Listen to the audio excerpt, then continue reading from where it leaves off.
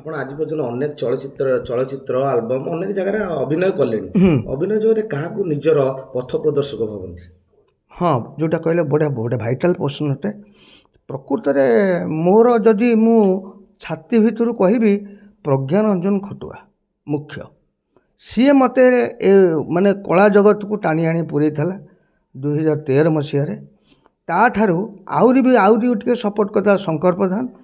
ତା ସାଙ୍ଗରେ ଆହୁରି ବି ତାକୁ ବି ଆଉ ଟିକେ ମାନେ ଘିଅ ପକାଇଦେଲା ଆମର ଓଟିଭିରେ ଜଣେ ଜ୍ୟୋତିରଞ୍ଜନ ପଣ୍ଡା ଡାଇରେକ୍ଟର ଥିଲେ।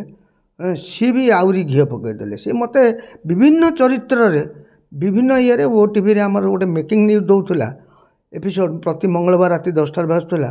ବିଭିନ୍ନ ପ୍ରକାର ଚରିତ୍ର ମଧ୍ୟ ଦେଇଛି, ସେଥିରେ ବି ବହୁତ ଲୋକ ଆଦୃତ କରିଛନ୍ତି। ତାପରେ ଏବେ ବି ଓଟିଭିରେ ପଲିଟିକାଲ୍ ସର୍କସ୍ କାମ କରୁଛି। ତାପରେ ସେଇ ପ୍ରଜ୍ଞା ଶଙ୍କରଙ୍କ ଯୋଡ଼ି ସାଙ୍ଗରେ ବର୍ତ୍ତମାନ ତରଙ୍ଗରେ ବି ଗୋଟେ କାମ କରୁଛି।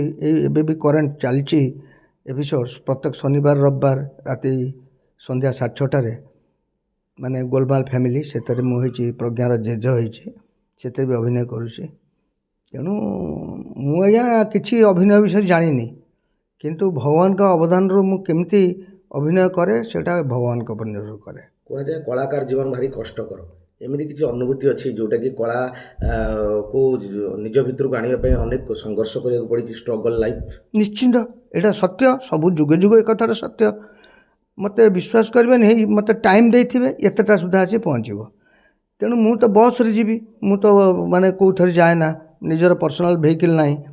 ମୁଁ ଏଇଠୁ ନିଶ୍ଚଙ୍କୋଲ ଯିବି, ଗାଡ଼ିଟି ସ୍କୁଟିଟେ ଷ୍ଟାଣ୍ଡରେ ରଖିବି, ସେଠୁ ବସ୍ରେ ବସିବି। ବସ୍ କେତେ ସମୟ ନେବ ସେଇ ଟାଇମ୍ରେ ଆଡ଼ଜଷ୍ଟ କରି ଯିବି। ତେଣୁ ମୋର କହିବାର ମୁଖ୍ୟ ଜିନିଷ ହେଉଛି ସିନସିୟରିଟି ଆଣ୍ଡ ଅନେଷ୍ଟି। ଯଦି ଆପଣଙ୍କ ପାଖରେ ଥିବ ଏବଂ ପ୍ରତିଭା କିଛି ଥିବ, ଗୋଟେ ଈଶ୍ୱରଙ୍କ ପାଖରୁ ଆଶୀର୍ବାଦ ଆସିବ। ଆଉ ଈଶ୍ୱରଙ୍କ ଆଶୀର୍ବାଦ ପାଇବାକୁ କଲେ ଭଲ ପାଇବା। ଯଦି ଆପଣଙ୍କର ଆଶୀର୍ବାଦ, ଆପଣଙ୍କ ଉପରେ ଆଶୀର୍ବାଦ ଥିବ ବାପା ମାଆଙ୍କର, ଆପଣ ଡେଫିନେଟଲି କୃତକାର୍ଯ୍ୟ ହେବେ। ଆଉ ମୁଁ ଏବେ ବି କହୁଛି, ଯେଉଁ ସଂଘର୍ଷମୟ ଜୀବନରେ ତରତର ହେଉଥିବି, ଅପେକ୍ଷା କରିଥିବି ଗାଡ଼ି ପାଇବିନି, କିନ୍ତୁ ଭଗବାନ ଏମିତି ଗୋଟେ ଆସି ଗାଡ଼ି ଗୋଟେ କାର୍ଟେ ଲାଗିଯିବ, କହେ ଆଜ୍ଞା କଟକ ଯିବେ, ଚାଲିଯିବି। ମାନେ ଦେଖେ ସେଇଠି ହିଁ ଭଗବାନ ସପୋର୍ଟ କଲେ।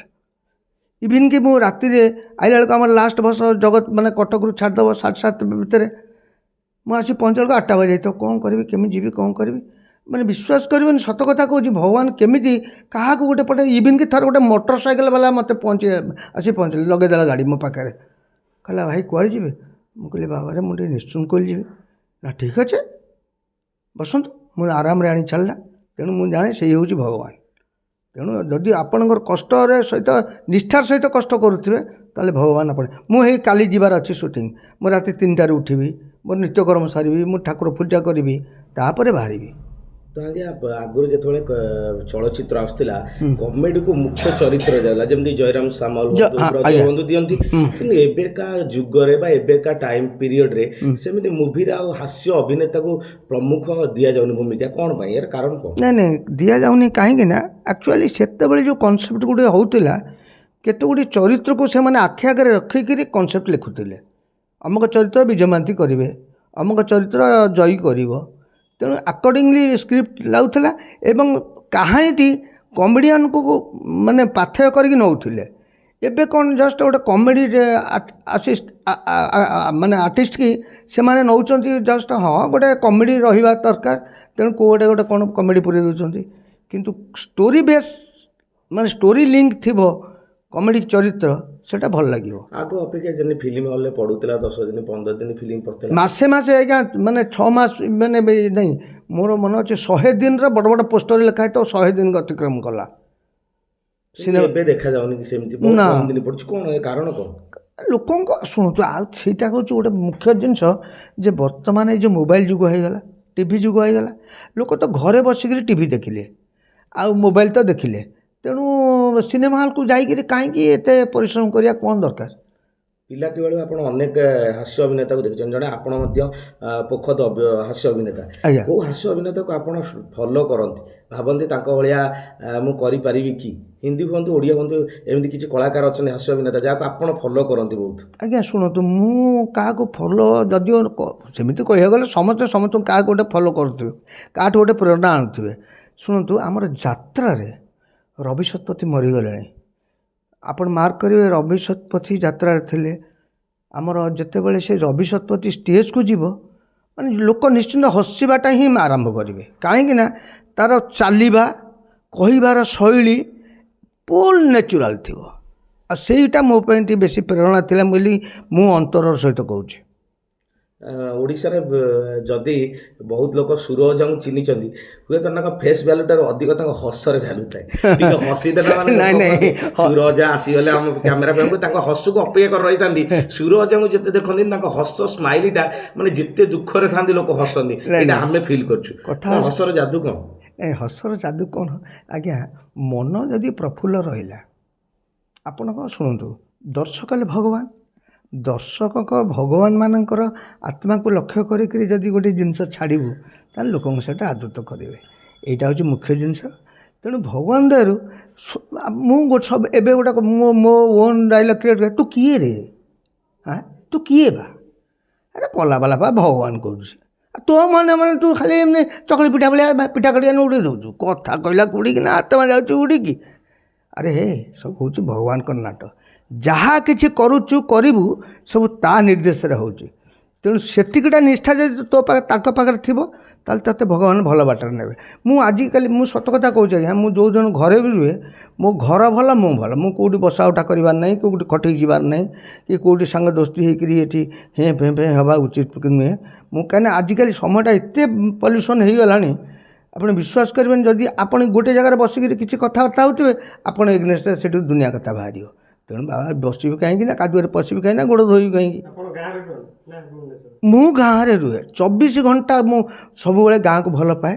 ଆଉ ଗାଁଟା ହେଉଛି ମୋର ଖଣ୍ଡସାହି, ମାନେ ଯେଉଁଟା କହନ୍ତି ଅତି ନିର୍ମଳ ଗାଁଟିଏ, ସୁନ୍ଦର ଗାଁଟିଏ। ମୋ ଗାଁ ପରିବେଶ ମୋତେ ଏତେ ସୁନ୍ଦର ଲାଗେ, ଆଉ କହିବା କଥା ଆଉ ନାହିଁ। ଗୋଟେ ବଡ଼ ଜିନିଷ ଆମେ ଆସୁ ଆସୁ ଦେଖିଲୁ, ଅନେକ କଳାକାରଙ୍କୁ ଦେଖୁ ଆମେ, ଯେତେବେଳେ ତାଙ୍କ ପାଖକୁ ପହଞ୍ଚି ଯାଉ, ସିଏ ମାନେ ସବୁବେଳେ ସ୍ମାର୍ଟ ରହିବାକୁ ଚେଷ୍ଟା କରନ୍ତି, ମାନେ ଭଲ କଷ୍ଟ୍ୟୁମ୍ ଇଏ ସେ, କିନ୍ତୁ ଆପଣ ପୁରା ଗାଁ ଷ୍ଟାଇଲରେ, ଆପଣଙ୍କର ସେତେ ଗର୍ବ ଅହଙ୍କାର ନାହିଁ। ଆମେ ଯେତିକି ଦେଖିଲୁ ଫିନାଲି କ୍ୟାମେରା ଆଗରେ ଟେକିକି କହୁନୁ, ସବୁବେଳେ ସତ କଥା ହିଁ କହୁଛୁ, ମାନେ ପୁରା ଗାଁ ଷ୍ଟାଇଲ ଆପଣ ବଞ୍ଚେଇ ମାନେ ନିଜେ କଳାକାର ବୋଲି କେବେ ପରିଚୟ କାହାକୁ ନା ଦିଅନ୍ତି? ଆଜ୍ଞା ଶୁଣନ୍ତୁ, ସେଇଟା ଗୋଟେ କଥା କହିଲେ। ଆଜ୍ଞା ଶୁଣନ୍ତୁ, ମୁଁ ଆପଣଙ୍କୁ ଦେଖେଇବି ଗୋଟେ କୋଟ୍ ସାର୍ଟ ପିନ୍ଧିକିରି ସବୁ ପିନ୍ଧିକି ଗୋଟେ ଫିଟିଂ ଦେଖେଇବି। ଓରିଜିନାଲି ମୁଁ କ'ଣ, ପ୍ରକୃତରେ ମୁଁ ଗୋଟେ ମଣିଷ, ଗାଁ ଲୋକ। ଗାଁରେ ସାଧାରଣତଃ ଲୋକ ଯେମିତି ଚଳନ୍ତି ମୁଁ ସେମିତି ଚଳିବି, ଏଇଟା ସ୍ୱାଭାବିକ କଥା। ଆଉ ତେଣୁ ଶୁଣନ୍ତୁ, ମୁଁ ବି ସହରରେ ରହେ, ସହରରେ ବି ରହୁଥିଲି, କାହିଁକିନା ଶନିବାର ରବିବାର ସୋମବାର ଠାରୁ ଆରମ୍ଭ କରି ଶୁକ୍ରବାର ପର୍ଯ୍ୟନ୍ତ ମୁଁ ସହରରେ ରହୁଥିଲି, ସେଠି ବି ଭୋଜି ଭାତ କରି ଖାଏ। ତେଣୁ ସହର ଭୋଜି ଆଉ ଗାଁ ଭୋଜି ଭିତରେ ଛାଡ଼ିବ, ତାର ମୁଖ୍ୟ କାରଣ ହେଉଛି କ'ଣ ଶୁଣନ୍ତୁ ଆଜ୍ଞା, ଗାଁରେ ଲୋକମାନେ ଯେଉଁ ଖାଇବାକୁ ଆସନ୍ତିନି, କିଛି ଗିଫ୍ଟ ଆଣିନଥିବେ, ଆସିବେ ଗଣ୍ଡେ ଖାଇବେ। ଆପଣ ସମସ୍ତଙ୍କୁ ପଚାରୁଥିବେ, ଜେଜ ଆଉ ଖଣ୍ଡେ ମାଛ ଦେବି, ଭାଇ ଆଉ ଖଣ୍ଡେ ମିଠା ଦେବି, ଆଉ ଗୋଟେ ମିଠା ଦେବି, ସିଏ ନାଇଁ ନାଇଁ ନାଇଁ ନାଇଁ କରୁଥିବ, ଅନ୍ତର ଭିତରୁ ସିଏ ବାହାର କରୁଥିବ। ଆଉ ଅନ୍ତର ଭିତରୁ ଯେଉଁ କଥାଟି ବାହାରିବ ସେଇଟା ହେଉଛି ପ୍ରକୃତ ଜିନିଷ। ଆଉ ସହରରେ କ'ଣ ଏନଭଲପ୍ ପୁରେଇକିରି ଆପଣ ଯିବେ, ଯାଇକି ଏଣ୍ଟ୍ରି କରି ଗେଟ୍ ଭିତରୁ ପଶିଗଲେ, ଆପଣ ଖାଇଲେ ଠୋ ନ ଖାଇଲେ ଢୋ, କେହି ପଚାରିବାର ନାହିଁ। କେହି ପଚାରିବ କି ଭାଇ ଖାଇକି ଆଇଲେ ଶାନ୍ତି ହେଲା, ଭଲ ଲାଗିଲା ତ, କେହି ବି ପଚାରି ନାହିଁ। ଏଠି କିନ୍ତୁ ଆପଣ ଯେହେତୁ କର୍ତ୍ତା, ଆପଣଙ୍କର ସବୁ ଲୋକ ଚିରା ଲୁଙ୍ଗି ପିନ୍ଧିକି ଆସିଥିବେ ଖାଇବା ପାଇଁକା, ଖାଇବା ପାଇଁ ଆସିଥିବେ, କିଛି ଆଣିନଥିବେ। ଆଉ ଖାଇସାରିଲା ପରେ ଓହୋ, ମାନେ ଆତ୍ମା ଶାନ୍ତି। ଏ ଆତ୍ମା ଶାନ୍ତି ଭିତରୁ ସେ ମାନେ ପଛପଟରେ ଗୋଟେ ମାନେ ଆଶୀର୍ବାଦ ଆସିପାରେ, ସେଇ ଆଶୀର୍ବାଦଟା ହେଉଛି କାମ୍ୟ। ଆଉ ଏଇ ଯେଉଁ ଖାଲି ମୋରାଣି ମୋତେ ଭଲ ପାଏ ଦେଖେଇକିରି ଇଏ ସିଏ ମୋତେ ପୁରା ଭଲ ଲାଗେନା। ସୁର ଓଝା ଅନସ୍କ୍ରିନରେ ସବୁବେଳେ ହସାନ୍ତି, ସବୁବେଳେ। ଆଜ୍ଞା, କେବେ ଅଫ୍ସ୍କ୍ରିନରେ କାନ୍ଦିଛନ୍ତି କି? ହଁ କାନ୍ଦିବା ତ ଆଜ୍ଞା ଶୁଣନ୍ତୁ, ଜୀବନର ଯେଉଁ ହସିବା କାନ୍ଦିବା ଏଇଟା ହେଉଛି ମାନେ ମାନେ ଚିରନ୍ତନ ଜିନିଷ ଜୀବନରେ ସମସ୍ତଙ୍କ ଭିତରେ। ଶୁଣନ୍ତୁ ଆଜ୍ଞା, ପ୍ରତ୍ୟେକ ଲୋକ ଜୀବନ ଚକ୍ର ଭିତରେ ମାନେ ତାଙ୍କ ବାହାଘର ହେବ ଗୋଟେ ଖୁସିବାସି ଜିନିଷ, ବାପା ମରିବ ଦୁଃଖ ଜିନିଷ, ଏଇଟା ଘଟିବ। ଆପଣ ମେଡ଼ିକାଲରେ ରହିବେ, ବାପା ହେଉ କି ବୋଉ ହେଉ କି ଝିଅ ହେଉ କି ସ୍ତ୍ରୀ ହେଉ, କିଏ ଗୋଟେ ହସ୍ପିଟାଲାଇଜ୍ ହେଲା, ଆପଣ ମେଡ଼ିକାଲ ଡ୍ୟୁଟି କରିବେ। ଆଉ ଆଟେଣ୍ଡାଣ୍ଟ ହେଲା ପରେ ରୋଗୀ ତ ତାର ପଡ଼ି ରହିଲା, ଆଟେଣ୍ଡାଣ୍ଟରେ କେତେ କଷ୍ଟ, ହେଇ ଅମୁକ ଦୌଡ଼ୁ ମେଡ଼ିସିନ ଆଣିବୁ, ହେଇ ସମୁକ ବ୍ଲଡ଼ ଆଣ, ହେଇ ସମୁକ କର। ଏଇ ଯେଉଁ ରାତି ଅନିଦ୍ରା, ଏଇ ଯେଉଁ ଖାଇବା ପିଇବା, ଏଇ ଯେଉଁ ଡିଷ୍ଟର୍ବାନ୍ସେସ୍, ଏଗୁଡ଼ା ବାଧିବ। ପ୍ରତ୍ୟେକ ଲୋକ ହାବୁଡ଼ରେ ଆସିବ, ପ୍ରତ୍ୟେକ ଲୋକ ଜୀବନରେ ନିଶ୍ଚିନ୍ତ ଏଇ ରାସ୍ତା ଦେଇକି ଅତିକ୍ରମ କରିବାକୁ ପଡ଼ିବ, ଏଇଟା ତ ସ୍ୱାଭାବିକ କଥା। ପରିଶେଷରେ ଗୋଟେ କଥା କହିବି, ଅନେକ ଯୁବ ହାସ୍ୟ ଅଭିନେତା ଏ ଲାଇନ୍କୁ ଆସିବାକୁ ଚାହୁଁଛନ୍ତି, କିନ୍ତୁ କେଉଁଠି ନା କେଉଁଠି ସେ ବାଟ ପାଉନାହାନ୍ତି। ତାଙ୍କୁ କ'ଣ ଆପଣ ଦେବେ? ଆପଣ ସୋସିଆଲ ମେସେଜ ମାଧ୍ୟମରେ କ'ଣ ଜଣେଇବେ ତାଙ୍କୁ? ହଁ ମୁଁ ଏତିକି କହିବି ଶୁଣନ୍ତୁ, ବର୍ତ୍ତମାନ ପ୍ରକୃତରେ ଏଇ ଯେଉଁ ଇନଷ୍ଟାଗ୍ରାମ୍ ଏସବୁ ହେଇଗଲାଣି, ବହୁତ ପ୍ରତିଭା ବି ବାହାରିଲେଣି। ତେଣୁ ପ୍ରତିଭାମାନେ ଆସୁଛନ୍ତି, କିନ୍ତୁ ପ୍ରକୃତରେ ଯଦି ସେ ନିଷ୍ଠାରେ ଥିବ, ଶୁଣନ୍ତୁ ଆଜ୍ଞା, ଆପଣଙ୍କୁ ମୁଁ ଛୋଟିଆ ଉଦାହରଣ ଦେଇ ବୁଝେଇଦେବି। ଆପଣ ହେଉଛନ୍ତି ଭଲ ଗୋଟେ ରୋଷେଇଆ। ସପୋଜ୍ ଆପଣ ଗୋଟେ ବଢ଼ିଆ ରୋଷେଇବାଲା, ମାନେ ଯେଉଁ ବାହାଘର ଭୋଜି ଭାତ ଭଲ ମନ୍ଦରେ ରୋଷେଇ ଭଲ ଆପଣ କରନ୍ତି। ଆପଣ ଗୋଟେ ଭୋଜିକି ଯାଇଛନ୍ତି, ରୋଷେଇ କଲେ, ରୋଷେଇ କଲା ଭିତରେ ଲୋକ ଖାଇଲେ, ସେ ରୋଷେଇଟା ଟେଷ୍ଟ ହେବାରୁ ସେ ଲୋକଠାରୁ ବୁଝିବେ ଯେ ଆପଣଙ୍କ ନନା କିଏ ଆସିଥିଲା, ନନା ଅମକ ଲୋକ ଆସିଥିଲା, ତା'ର ବାହାଘରରେ ଆପଣ ଗଲେ। ତେଣୁ ଏଇଭଳି ଭାବରେ ଆପଣଙ୍କର ସ୍ପ୍ରେଡ଼ ହୁଏ। ସେଇଭଳି ଭାବରେ ଆପଣ ଜଣେ ରୋଷେଇଆ, ଆପଣ ଜଣଙ୍କ ଭୋଜିକି ଯାଇଛନ୍ତି ଖାଇବା ପାଇଁକା, ଆପଣ କେବେ ଠିଆ ହେଇପାରିବେନି, ନିଶ୍ଚିନ୍ତ ଖନ୍ଦା ଚାଳକୁ ଟିକେ ପଶିଯିବେ। ଖନ୍ଦା ଶାଳ ଯାଇକରି କିଏ ପିଆଜଟା ପଘାରୁଛି କି ମାଂସଟା କଷୁଛି, ଆପଣ ସେଠି ତାକୁ ନିଜେ ନିଶ୍ଚିନ୍ତ ଇନଷ୍ଟ୍ରକ୍ସନ୍ ଦେଇଦେବେ, ଏ ଭାଇରେ ଏ ମାଂସ ଲାଗିଗଲା, ମାନେ ତାକୁ ବେଲଚା ମାନେ ଖଡ଼ିକା ମାରେ ଖଡ଼ିକା ମାର। କାହିଁକି ନା ଆପଣଙ୍କ ପାଖରେ ସେ ପ୍ରତିଭା ଅଛି। ତେଣୁ ଯାହା ପାଖରେ ପ୍ରତିଭା ଥିବ, ସେ କହିଲା ଭଳିଆ ସେ ଛାଁ ଛାଁ ମାଡ଼ି ଚାଲିଯିବ, ବାଟ କେଉଁ ବାଟେ ତାକୁ ଫିଟିଯିବ। ଏଇଟା ଧ୍ରୁବ ସତ୍ୟ।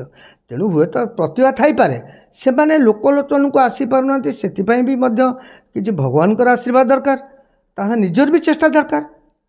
ତେଣୁ ନିଜ ଚେଷ୍ଟା କଲେ ହିଁ ସେଗୁଡ଼ା ଆଚିଭ୍ କରିବେ।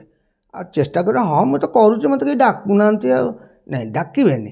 ତୁମେ ଛାଁ ଛାଁ ଗଳିବ, ଛାଁ ଛାଁ ଗଳିକରି କେଉଁଠି ଗୋଟେ ରୋଷେଇ ହେଉଥିବ, ଏଠି ପିଆଜଟେ କାଟିଦିଅ, ପେଷ୍ଟ ପକାଇ ଦିଅ, ପକଉ ପକଉ ନିଜେ ଯେତେବେଳେ ବେଲଚା ଧରିବ, ସେତେବେଳେ ଲୋକ ତୁମକୁ ଆଦୃତ କରିବେ, ଆରେ ଇଏ ବି ରୋଷେଇ ଭଲ ରୋଷେଇଆଟା। ତେଣୁ ଜିନିଷଟା ଅଛି ଏଇଆ।